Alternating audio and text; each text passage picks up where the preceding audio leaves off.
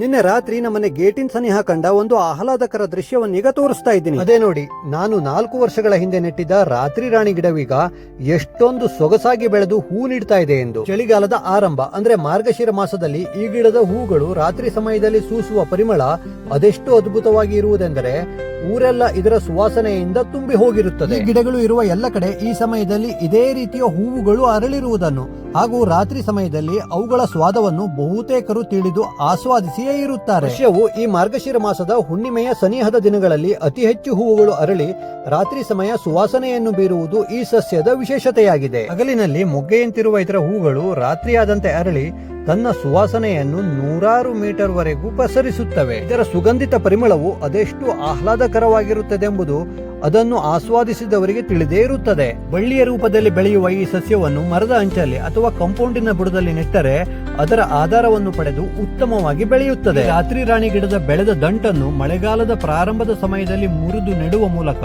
ಹೊಸದಾದ ಗಿಡವನ್ನು ತಯಾರಿಸಿಕೊಳ್ಳಬಹುದು. ವರ್ಷದಲ್ಲಿ ಹಲವಾರು ಬಾರಿ ಈ ರೀತಿಯ ಹೂಗಳನ್ನು ನೀಡುವ ಈ ಗಿಡವು ಮಲ್ಲಿಗೆಯ ಜಾತಿಗೆ ಸೇರಿದ ಸಸ್ಯವಾಗಿದೆ. ಅವಕಾಶವಿದ್ದಲ್ಲಿ ಮನೆಯ ಸನಿಹ ಇಂತಹ ಅಪರೂಪದ ಸಸ್ಯಗಳನ್ನು ಬೆಳೆಸಿಕೊಂಡರೆ ಸುಗಂಧಭರಿತ ಹಾಗೂ ಆಹ್ಲಾದಕರವಾದ ವಾತಾವರಣದ ಅನುಭವವನ್ನು ಈ ಚಳಿಗಾಲದ ಸಮಯದಲ್ಲಿ ಪಡೆಯಬಹುದಾಗಿದೆ.